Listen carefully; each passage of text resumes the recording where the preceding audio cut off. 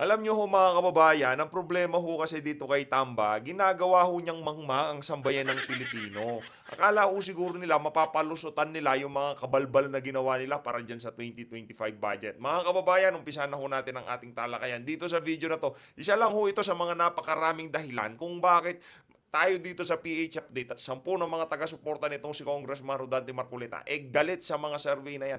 Tignan nyo ha, hindi wala ho si Kong Dante sa Pilipinas. Nasa Hong Kong ho siya dito sa video na to. Panoorin nyo ho mga kababayan kung paano ho siya pinagkaguluhan ng ating mga kababayan dyan sa Hong Kong. Yan ho ang problema dyan mga kababayan. Paano nangyari na nasa number 30, number 25 sa survey yung mama na yan? Meron nung siyang kasamang senatorial candidate noong nagpunta ho siya dyan sa Hong Kong. Pero tignan nyo ho, napakainit ng pagtanggap ng ating mga kababayang OFW dito sa mama na to. Kung sa iba yung dagat, ganyan katanyag, ganyan kakilala, ganyan kapopular yang si Congressman Rodante Marcoleta, paano nangyari doon sa mga naglabasang survey, nalalagay sa panghuli ang pangalan nitong si Congressman Rodante Marcoleta. Gusto lang ho natin itong ipakita para i-remind itong mga survey company na to at yung mga mainstream media na to na sa susunod na magkakanda kayo ng survey, kung hindi rin lamang kasama sa top 12 yung si Kong Dante, wag nyo na kong ilabas yung resulta na yan dahil nagmumukha lang ho kayong katawa-tawa. Si Senator Bato de la Rosa, Senator Christopher Bongo, dapat to nandyan lagi sila sa top 12. Hindi ho sila dapat mawala. Diyan sa ano na yan si Pastor Apollo Kibuloy. Kita nyo naman ho mga kababayan, napakainit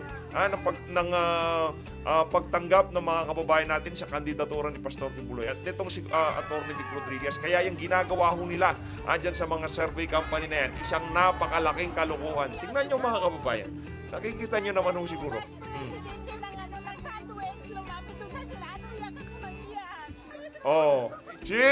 Narinig nyo yung kinikilig si Kong Dante. Ano nangyayari dito? Bigla akong naging superstar. Matagal ka ng superstar, Kong Dante. Noong 2022 pa ho. Oo, 2022. Hindi nyo lang tinuloy. Kumbaga maraming nabitin nung mga panahon na yun. Kaya ngayong 2025, talagang kumbaga lutong-luto at hinog na yan. Ika nga, kumbaga sa sinaing pwede nang kainin. Grabe naman yan. Ibang klase. Yan yung mga tunay na bagong bayani. Hindi ho yung mga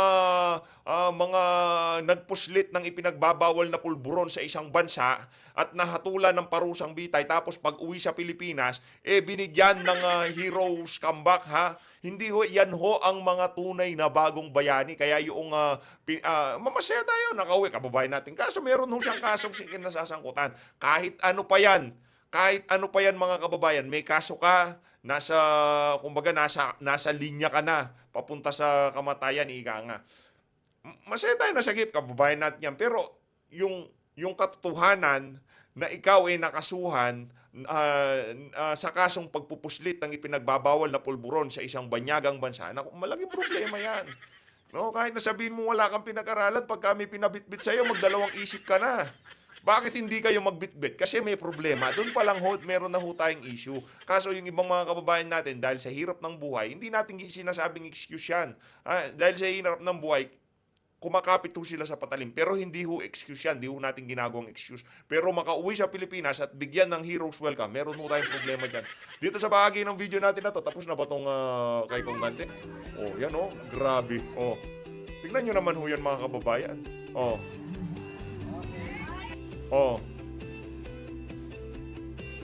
Grabe namumula yung mga nakakadaupang palad ni Kong Marcoleta, ibang klase. Grabe naman yan.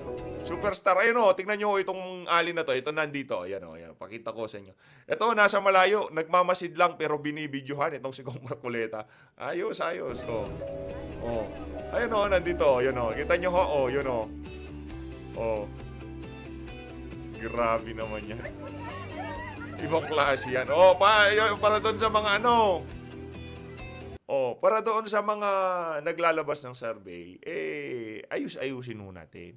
Dahil hindi ho natin madadaan sa brasuhan yaang mga survey na yan. Hindi ho natin madadaan sa pera-pera. Iba pa rin ho yung nakikita ng ating mga kababayan, yung nararamdaman, yung mga gustong iboto nila sa ayaw sa gusto nyo, kayong mga naglalabas ng survey, lalabas ang katotohanan. Na yung mga gusto nyong papanalunin, yung mga malalakas lang magbigay sa mga network, yung mga nagbabayad ng ads, yun lang talaga ang pinapalabas nyo sa mga survey na yan. Pero yung mga kandidato na talagang gustong umupo ng ating mga kababayan sa Senado sa 2025, talaga naman tinatanggal nyo sa larawan. Eto mga kababayan, pakinggan ho natin ng mga kabalbalan ng ating presidente dito sa kanyang ambush interview na to. Pakinggan ho natin to. Tayo talaga namang dismayado ho tayo sa pagtugon ng administrasyon ni Marcos Jr. diyan sa ipinasang budget.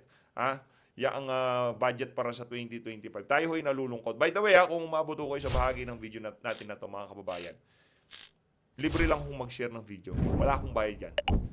Aginaldo ko na ho sa inyo yan.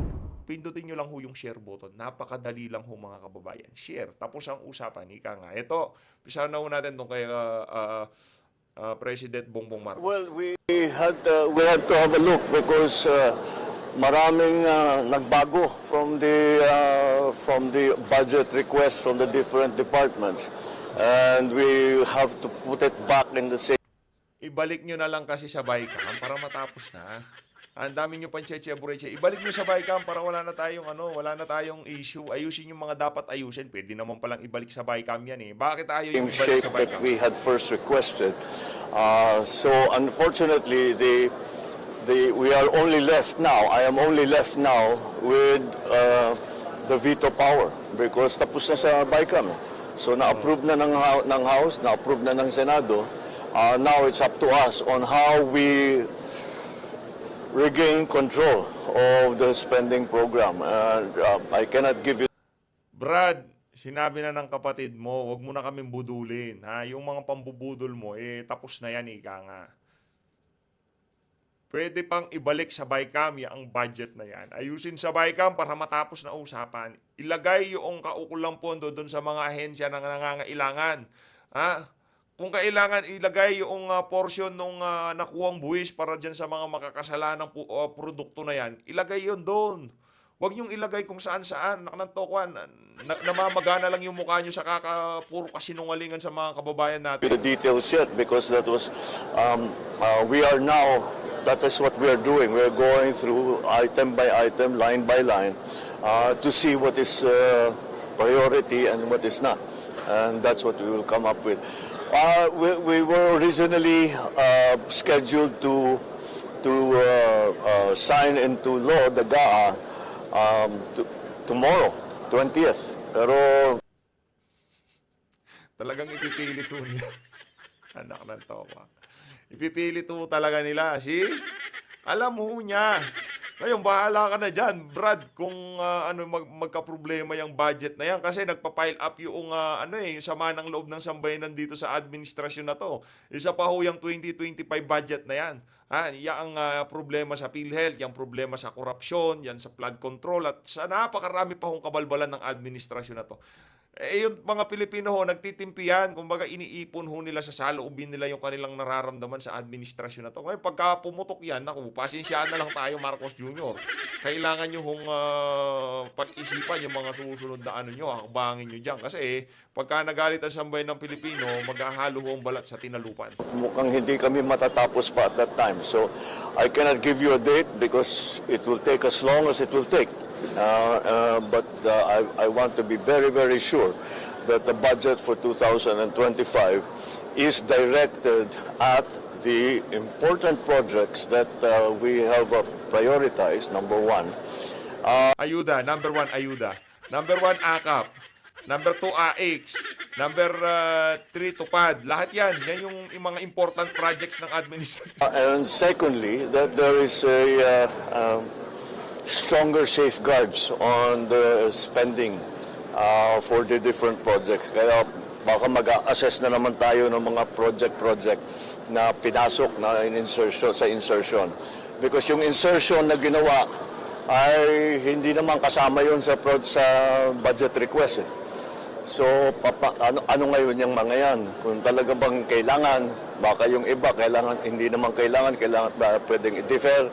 Yung iba, walang masyadong we are starting to see some project proposals that do not have the appropriate, walang program of work, walang appropriate na documentation, hindi maliwanag kung ano, saan pupunta ang pera. Nako, madami bang linya sa ating 2025 budget na ganyan? O tanungin mo yung mga congressman. 'Di ba? Kasi wala kang control, Brad. Inuuna mo kasi ang pagpupulburon mo. Imbis na atupagin mo trabaho mo, inuuna mo pagpupulburon mo. Kaya gusto kong palusutan nitong mga congressman na to. Nasa utak siguro nitong si congressman na mukhang pera. Sasabihin niya, bangag naman niyang si Marcos. Pirma lang yan ng pirma dyan sa dyan sa budget, di ba? Ganun lang gagawin yan eh. Na ganun hong nasa utak nitong mga congressman na to. Ayusin niyo ho kasi. Ayusin. Kaya yun ang liliwanagin natin. Maging maliwanag. Hindi naman, it's not as if that hindi naman tayo nagkaroon ng napakalaking budget napakalaking budget na savings. Hindi nga eh. Kulang-kulang eh. Kaya kailangan maingat tayo kasi yung ginagastos dyan, hindi naman karamihan, pero meron dyan, utang yan. Kaya kailangan mapunta sa tama para mabayaran natin yung utang. May bawi naman tayo dun sa ginastos natin, dun sa inutang natin. And that's what we are trying to clarify now. Ang matindi ho dito, mangungutang tayo, ipang-aayuda natin. Ano to? Anong klaseng ano to? Wala na ho, nagkandahindot-tindot na tong administrasyon na to. Kawawa mga Pilipino dito sa dito sa administrasyon nitong si Marcos Jr. Di ho, kahit na anong gawin nyo ho, Mr. Marcos Jr., hindi ho kayo marunong maging presidente. Tama ho itong si Vice President Sara Duterte. Tinuturuan nyo hong maging tamad ang mga Pilipino. Palibhasa kayo siguro nung bata kayo, tamad kayo. Di ba? Umaasa kayo sa mga magulang nyo. Di naman talaga kayo nagtrabaho. Ano ba tinanabaho nyo sa buhay nyo? Di nyo ho naranasang maghirap. Di nyo naranasang kumayod para sa pera. Hindi. Mga ano kayo. Mga pupulburon lang inaatupag nyo, di ba? Ngayon, ang mga Pilipino, gusto nyong masanay sa walang humpay na pamumudmud ng ayuda para maging mangmang sa sa mga susunod na panahon, para umasa sila dito sa mga politiko na kagaya nyo, di ba? Yun ang gusto nyo mangyari, manatiling mangmang ang sambayan ng Pilipino. Pero sa bagay, hindi lang naman ho ngayon sa mga panahon na to, ang edukasyon ay makukuha sa eskwelahan. Kahit yung mga matatandang nanonood sa atin, na-educate ho sila pagka pinag-uusapan yung mga kaganapan sa ating bansa, magpapaliwanag ba naman mamaya itong si Sir Ted Filon, di ba? Ano lang ho yung sinusubukang gusto nilang mangyaring panluloko sa sambayan ng Pilipino. Sa tingin ho natin, malabong mangyari yan. Kaya kung ako dito kay Marcos Jr., mag-isip-isip po kayo sa mga susunod na hakbangin na gusto nyo mangyari dito sa administrasyon na to. Alright? Sabi na po siya sa veto power, hindi na po siya soli or babalik sa Congress. Yung, Wala sa procedure yan. There is no procedure to return it to the BICAM. It's finished already in the House. It's finished already it's finished in Congress. Tapos na. So it's up to us now to look at the. Ano na ho, done deal na daw eh. Ano magagawa natin? Nandun naman yung mga kailangan nila, yung mga puro ayuda. So okay na yan, pwede na yan. To look at the items and to see what are appropriate, what are relevant, and what are the priorities. Malalagdaan po before December 31. Malalagdaan po. I think we'll be able to do it before the new year.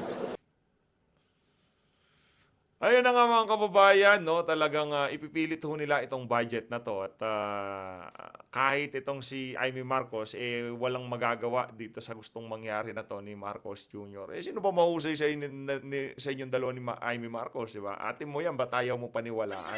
Lahat pwede kung gugustuhin nyo ho, Mr. President. Pwede yan. Pwede nyo sabihin na unconstitutional tong budget na to, balik nyo sa BICAM. Mali yan. Meron tayong problema dito base dito kay dating Chief Justice Bersamin may problema 'yan. Balik sa BICAM. Wala na ano problema. Tinignan ko lang naman balik niyo sa BICAM. Ayoko yung budget na 'yan. Ayusin niyo 'yan. Ang daming siningit ni Tambaluslos, 'di ba? Ganoon lang naman yun. Pero kung yung sabihin hindi na pwedeng ibalik. Pwedeng ibalik 'yan. Bakit hindi pwedeng ibalik? Kung hindi pro-Pilipino, pro-ayuda yung budget na 'yan, 'di ba? Loloko niyo na naman kami. Kayo talaga puro kayo kalokohan, oo. Hay na nga mga kababayan, punta na ho tayo dito kay Manong Ted. Ngayon, kung hindi pa ho kayo nakasubscribe at nakapag-share, umabot ho kayo sa bahagi ng video natin na to. Isang share naman ho dyan at isang subscribe. Maraming salamat ho. Umpisa na ho natin itong mga kababayan. King class. Sino po ito? Aba, basically po, yung over sa minimum wage ang ating sweldo. Parang may kantsaw pa sa atin itong kalihim ng DOH. Mamaya po, pag-uusapan natin yan. Pero ito lang po ang House daw po mag-iimbestiga na naman sa PhilHealth. Kagabi po ang Senado nag-imbestiga. No, isang araw po sila nag-imbestiga. Ang hindi ho natin mawari, mawalang galang lang, bawat isa sa inyo, ilan ang staff nyo? Lahat ng opisina may abogado. Lahat ng senador may abogado sa opisina. Bakit ni isa po sa inyo, mawalang galang lang, wala man lang tumayo at nagtanong sa taga-PhilHealth doon, hango sa COA report? Yo, May kopya naman kayo. Ang dami niyong tauhan para mag-research. Anong sinasabi na wala ng contribution sa isang taon daw? Magkakaroon ng dagdag na benepisyo? Ito ho, klarong ayan o, yung mga nakikita nyo sa larawan, Tambaluslos, Saldico, Grace po, at itong si Chis Escudero. Sila ho ang dyan, may pakana dyan sa zero budget ng PhilHealth. klaro, oh! Yung sinasabi po ni Ma'am Heidi Mendoza at ni Cielo Magno, ano ho ito? Ito po, table 57, page 203. Excess and closing parenthesis, deficit of reserve fund based on the calendar year 2022. Actuarial fund valuation report in billions. Ito, excess deficit. 156.65 billion for 2022 and 167.88 billion for 2023. Ano sinasabi nyo may surplus? Sabi nga ni Heidi Mendoza, magbasa kayo ng COA report. Dahil ito yung nagsasabi na hindi totoo na nag-aawak-awak ang pera ng PhilHealth. Mahirap maintindihin nyo. Hindi ho mahirap intindihin yon, Manong Ted. Pero kung ang utak nyo hindi nakaset para doon sa mga kukubra ng benepisyo dyan sa PhilHealth, ang mindset nyo para doon sa mga mabibigyan nyo ng ayuda sa papalapit na eleksyon, mahirap kung intindihin yon. Again, with all due respect, ang dami nyong staff, ang dami nyong tauhan, bawat tanggapan ng senador may abogado.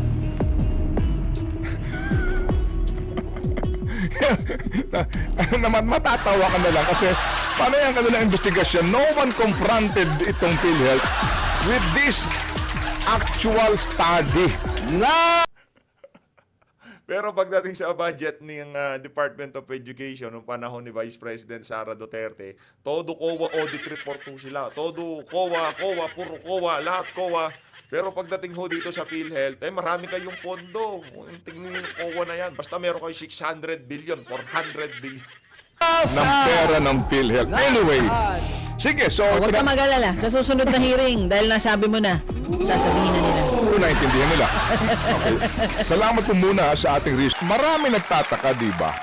Si Nanay Elsa, yung ating case study, magkano lang ang kanyang naibawas? 26,000? 27,000 dun sa pinakita mo sa 700,000 Okay. na bill. Ito pong isa na ating case study, no? Siya po ay 20 taon na mahigit na miyembro ng PhilHealth. Ang kanyang contribution sa PhilHealth ay 2,000 piso mahigit sa bawat isang buwan. Alright. Siya na ospital, hindi pa kasama ang doctor's fee sa PGH. Inoperahan sa Baga ito. Ang tangi pong naibawas lamang sa kanya ay 9,600 pesos. So marami nagtatanong talaga, paano ba kinuwekwenta yan, Ted? Si Jen kanina, yung atin ditong mahusay din na kasamahan, no? Na ospital po sa kanya panganganak. 3,000 lang daw po na ibawas ng PhilHealth. Nako. Ikaw, Grabe Tsa, sa huli mong gamit din ng PhilHealth mo, magkano lang? Ako din po, nung huli ko pong confinement, ganun din pong... 12,000 sa akin. Okay, ganito. Marami nagtatanong, ano ba itong kwentadang ito? Kahapon po, finally, narinig na ho natin mismo galing sa kalihim ng DOH. Kung ba't ganun? Okay, ganito ha. Let me lay the predicate. Lahat tayo mga tao, mga kapatid, no, may kanya-kanya pong kalidad ng pangangatawan. May mga taong sakitin. Di ba? Alam niyo ho Totoo yan, yan. may pinanganak pong sakitin.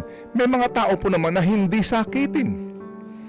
Di ba? At yung edad po, halimbawa, nandun ka na sa working class age. You know what I'm saying? Kung mga paga 30 ka na, di ba? Working class ka. Hindi ka naman sakitin. Pero mga kapatid, yung iba po ay kumukuha ng health insurance. Bakit? Para sa panahon na baka siya magkasakit o maaksidente, meron siyang pagkukunan po ng pambayad sa ospital. That's basically po the principle of health insurance. So, HMO, ano ba ibig sabihin ng HMO? Health? Tama ba ito? Okay. Ano ba itong ang ibig sabihin po nitong mga nagbibigay, no? Sige, Google mo. Eto na muna para po sa mga kapatid natin na may HMO. Ang ibig sabihin po ng HMO ay Health Maintenance. Baka magkamali ako. Organization. Ayan. Sa mga may HMO. Si Chacha. Ako meron ako. Sige. Sa mga kapatid Sabihin mo natin. yung feature ng HMO mo. Magkano binabayaran mo every month? Magkano ang maximum na maaring sagutin nila? Maabil. Okay, Oo. sige. Ang binabayaran ko po monthly ay 2,900 pesos. Okay. So ang kasama dito sa HMO ko ay, pag na-confine ako, 500,000 yung maximum. Okay. So sasagutin nila lahat yun basta hindi lalagpas ng 500,000. Okay. Tapos yung kwarto, dahil syempre nagtatrabaho ka naman, naisip ko, doon naman tayo sa mas maayos ng konti. So mas mataas ng konti sa semi-private, ganyan. Tapos may hospital allowance po yan per day Okay. at may savings component din. Okay. Ngayon, bukod dyan, yung po mga lab test, ano? Okay. Yung dental-related transactions, Okay. kapag gusto mo i-avail yun, may top up lang ng konti. Top up meaning, magbabayad ka lang ng konting-konti, Okay. sabihin na natin Pwede. around 500 pesos per month. Okay, sige. Yan po. Bawat HMO may kanya-kanyang programa at plan kung tawagin. Ano ho? Kapag binebentahan kanya, may iba-iba ho yan. No? Meron po lamang mas mababa po, meron po 2,500, pero Yes. ito yung limit mo. Alright, so ito ho kasi, effective lang ito sa isang taon.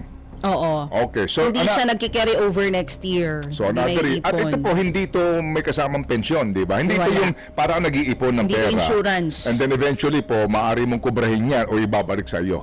Again, iba-iba po yan. But basically, kumukuha ka ng health insurance sa panahon na kailangan mo ng tulong pinansyal kasi na-confine ka. Alright. Dito ho kasi, depende yan. Meron pong HMO na merong kaakibat na benepisyaryo. Meron din po namang sa'yo lang yon. Depende nga yan sa laki ng babayaran mo. Tama. Alright, sige. So basically po, kailangan mo yan kasi nga pag na-ospital ka, meron kang huhugutin. Kwentahin mo yung iyong 2,900 sa loob ng isang taon magkano? Ang 2,900 pesos, mga kapatid, sa isang taon ay 34,800 pesos. Yung, Sa isang taon, kaya nga, yung 2,900. 2,900. 34,800 ang babayaran Times mo. 12. Times 12 yan. Alright, Yes. sige. Ngayon sa PhilHealth mga kapatid, ito po sa PhilHealth.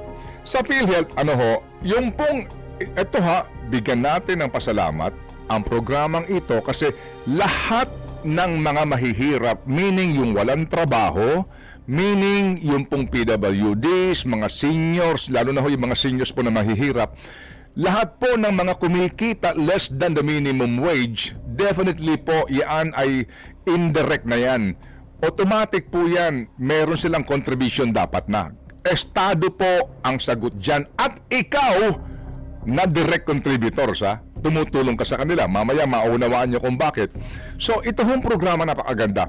Kapag ikaw ay below minimum wage o maging minimum wage earner, automatic ka na wala ka ng tax Wala ka ng withholding tax. Wala na. Libre ka na doon. Pag ikay na ospital, libre ka sa lahat na halos ng gastusin. Yan ang benepisyo po ng PhilHealth. At atin pong palakpakan ng programang ito kasi nga sa mga mahihirap. Wala hong question doon, tinatangkilik natin yan. Pero ang siste ganito, kung ikaw ay direct contributor at minamanduhan ka ng batas, kapag ang sweldo mo ay mula, monthly basic salary, basically po 10,000, no? Hanggang 60,000, ang iyong contribution na ay 1,800. Kapag ikaw ay sumesweldo po ng 10,000 mga kapatid, no, hanggang 90,000, hanggang 70,000, 2,450. Kapag po ang sweldo mo ay abot na sa 80,000, 3,200 ang iyong monthly premium. Kapag 90,000 na sweldo mo, 4,050. Kapag 100,000 na ang sweldo mo pataas, 5,000 na ang iyong monthly premium. Okay. Kwentahin mo ito ngayon na mga monthly premium. Yung ating pong case study, mga kapatid, na inoperahan dyan po sa PGH, ang kanya pong monthly contribution ay 2,050 for the past 20 years. Okay. Kwentahin mo yan sa bawat isang taon. So, kwentahin nyo, 20 million. Tama? Mahigit. Pakikwenta please. Yan. Nagkwenta na ba kayo? Alright. I-times mo yan ng 10. So, lumalabas po yan, 200,000 mahigit. I-times mo yan ng 20 years. 400,000 na mahigit. 492. Yes, ang kanya na-contribute. Oo, Na-confine sa 20 siya, mga years. kapatid. 492,000 lang naiambag niya sa PhilHealth. Na-confine siya, pero ang kanya pong bill na 700,000 din ang total nito eh. Ang kanya 700 plus. Oo. 9,600 lang ang ibinawas ng PhilHealth. So, nagreklamo Grabe siya. naman yun. So, Unfair yung naman. paliwanag, mga kapatid, eto. Mali, may mali. Sa hearing kahapon po in the Senate, pakinggan niyo po ang soundbite, may transcript kami dito, sa sinasabi ng PhilHealth Chairman at Secretary po ng DOH na si Ted Herbosa. Eto po. Hindi ko rin paliwanag yung situation at wala naman akong sinisisi, no? Kasi ang kadalasan po, ang problema sa healthcare, pag may sakit ang iyong loved one, your father, mother, or your wife, talagang pina-admit nila. At kung minsan ayaw nilang pumila sa charity, sa indigent, kung saan libre na po lahat tayo. I'd like to explain siguro sa ating author ng UHC law, we have achieved UHC for the poor. Pag ikaw ay indigent, maoperahan ka, makikidney transplant ka, sagot lahat ng gobyerno. Ang problema natin sa UHC implementation ay yung working class. Yung working class, papasok yan sa NKTI, papa-admit po yan sa private. Ang ano doon, ang private, out of pocket ka noon. Ibig sabihin noon, you agree, magbabayad ka kasi nagpa-private ka. Yung doktor may professional fee. Yung ospital, iba yung rate, depende sa room. Yung iba nangihingi, ano pa nga, naka-suite room pa eh. So, ako, masama din ang loob ko na hinihingan yung maip ng professional fee, hinihingan yung maip ng bayad sa kwarto na kung nagpunta lang sila sa charity, libre ko sila lahat. Sagot sila ng government of the Philippines. So I think maganda magkaroon din tayo ng sistema sa Pilipinas similar to Singapore. Pagpasok mo sa ospital, ang unang magpapatingin sa'yo ay hindi social worker. Ang unang titingin sa'yo ay financial advisor. Titingnan niya kung ano yung kaya mong bayaran, capacity to pay, at pagkatapos na sabihin niya, ay pwede ka dito sa suite room kasi yung insurance mo kaya bayaran pag mataas yan. Ay dito ka sa charity ward kasi ang kaya lang natin gamitin sa'yo ay yung government funds. So doon tayo nagkaka-confusion, hindi naintindihan ng iba, nagpupumilit sila mag-private, tapos pag pa-discharge na, manghihingi ng saklolo kay Senator Ejercito. Anong nasabi ni Senator? Ito tatawag ngayon sa akin. Tapos gagawa namin ng paraan, kukunin namin doon sa MAIP at i-GL namin. So yan ang sistema po, no? So kung maganda lang ma-educate din yung ating mga kababayan, kung hindi nyo kaya sa private, kasi yung mga GOCC may private rooms yan eh. At pag nagsabi mo private ka, may professional fee yung doktor yan. Pero pwede ka rin magsabi sa charity ka. Walang professional fee po yun. Bayad na yung mga doktor doon. So yun yung nagiging problema natin sa heart center, sa kidney, sa specialty Okay, hospitals. sige. So, yung MAIF na yan, yung medical assistance to indigent patient and financially incapacitated na hinihingi mo sa mga senador. So, klaro, di ba? Okay. Mr. Secretary, with all due respect, hindi po lahat ng nagpapa-private room ay gusto suite room. Just to make it clear, hindi po lahat, no? Baka yung mga may connection sa politiko siguro yon. Correct. So nangangahulugan, itong ating case study, kasi nag-private room siya. Nag-private room siya. So ikaw na working class, sabi ito kasi mga working class na ito, pagdating sa ospital, gusto private room. Kasi kung charity kayo, libre na kayo lahat. Sandali lang. Alam niyo mga kapatid, naunawaan natin yung charity ward, libre lahat yun, di ba? Pero ikaw na working class, na nag-aambag ng hindi hamak sobrang laki kumpara doon sa 500. Pag ako pala nagkasakit, wala ang karapatan mag-private room. So doon Wala. ka pupunta sa charity ward. Mr. Secretary Erbosa, ikaw kaya mag-charity ward mo? Hindi ko minamaliit ang mga nasa charity ward kasi nga po yun lang ang makakayanan eh. Pero sa mundong ito, kaya ka nga nagbabayad ng mas malaking premium eh. Para iba ang benepisyo mo, di ba? Nangangahulugan na para ka malibre at mabawasan ka ng malaking gastusin, doon ka sa charity ward. Ba't mo ba gusto mag-private room? Nakita niyo na ho ba ang charity ward ng mga pampublikong pagamutan? Mawalang galang lang, meron pong maaayos. Halimbawa po sa orthopedic, nabalian ka ng buto. Yung charity ward dyan, ilan po yan? 10 makakaharap yan. Di ba? Sa PGH, mga kapatid, o maging dito po sa East Avenue, ang charity ward dyan, open yan, walang aircon yan, electric fan yan, tabi-tabi kayo lahat dyan. Manganganak ka, charity ward ka dito sa ospital po ng dito sa Pabella. Ilang kayo? 2 po yan makakatapat kayo. Charity ward ka doon. Nagbabayad ka ng 4,000, 2,000 per month na premium. Mawalang galang lang sa charity ward po, minsan iba-iba na sakit ang tao.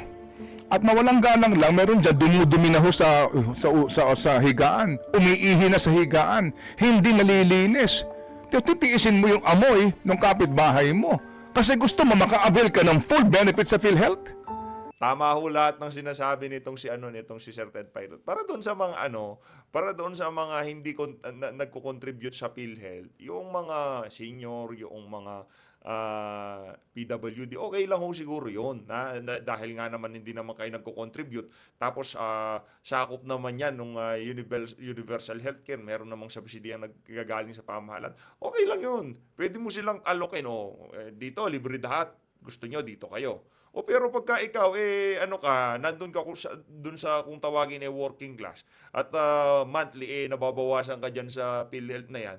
Tapos, pagka ikaw nagkasakit, isasama ka doon sa mga hindi naman nagbabayad. Doon sa mga, kumbaga, mga senior, mga PWD. Yun, ibang usapan yung mga yun. Iba pagka ikaw, kinakaltasan. Hindi na nga voluntaryo Sa pilitan na yung pagkaltas sa sweldo mo di ba? Wala kang choice. Hindi na voluntaryo yung pagkaltas ng PhilHealth na yan. Sa pilitan na. At hindi ka pwedeng makapagtrabaho pagka wala kang PhilHealth, wala kang PhilHealth number, di ba? Ganon ho yung mga kababayan. Unfair nga naman ho para doon sa mga nagbabayad ng premium. Kaya wag na ho kayo magbayad. There's really something sick with this program. With all due respect. So nagbabayad ka, itong ating case study, nagbayad siya. Kung yung kanyang binayad ron sa PhilHealth, ganyang kinuha ng HMO, di nakakuha ka pa ng 400,000 na benepisyo, di po ba? Ang gusto mangyari ni Ginoong Erbosa, ikaw na working class, gusto mo ng benepisyo, ang yabang mo nagpa-private room ka punta ka sa charity ward, doon libre lahat. Mabuti po kung ang charity ward natin lahat malinis at air-conditioned. May sakit ka sa baga, na-injured ka, inoperahan ka sa anumang bagay ng katawan mo, doon ka sa charity ward.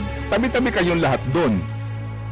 Dadalawin ka ng mga anak mo, dadalawin ka ng mga mahal mo sa buhay, nando ka sa charity ward. Kasi nga, gusto mo ng benepisyo. Anong logic ito? Diba? Mawalang galang lang po sa inyo. Nagbabayad ka, bayad ka magkano dito? Kasi po may mga working class naman din, sa dami din po ng mga trabaho po, nagsisipag sila, ang kanila pong sweldo ay higit na 50,000. Na maliit pa rin ngayon. Higit na 100,000 piso, na maliit pa rin ngayon. Lalo na kung marami kayo, bahay mo, kotse mo, edukasyon ng anak mo, kailangan mong kumita 100,000 mahigit. Tapos ngayon, magbabayad ka ng premium, obligahin ka, pero pag nakasakit ka ng private room ka, mayabang ka na. Kasi gusto mo na ng VIP treatment, hindi po. Private room na simple na pinag-uusapan natin dito There's really something sick with this system. Think about it. Yan ho ang dahilan nito, di ba? And then, pupunta ho tatawag kay Congressman, kay Senator, hihingi ng mais. Guarantee letter. Kasi nga po, si Congressman, si Senator, meron nito, may pera ako. At sabi po ng NKTI, may nakakuha ng GL 1 milyon mahigit, di ba? One time, big time, sino yun? May higit pa 1 milyon, isa lang pong guarantee letter, sino yun? So lumalabas dito palakasan, sino may koneksyon kay politiko, mas malaki ang GL amount niya. Di ba? Pero ikaw na nagko-contribute sa PhilHealth ng sobra doon sa minimum, pagdating mo sa NKTI o sa PGH, charity lang po ako muna. Kasi wala akong pambayad rito para ako makakuha ng benepisyo. Pero ang contribution mo, ang laki ng diferensya. So ibig sabihin, ikaw nag-aambagan para doon sa benepisyo ng mga mahihirap. Tama naman yun. Pero sa panahon na kailangan mo ng benepisyo sa gobyernong ito, kayabangan na magtuturing kung kumuha ka ng private room.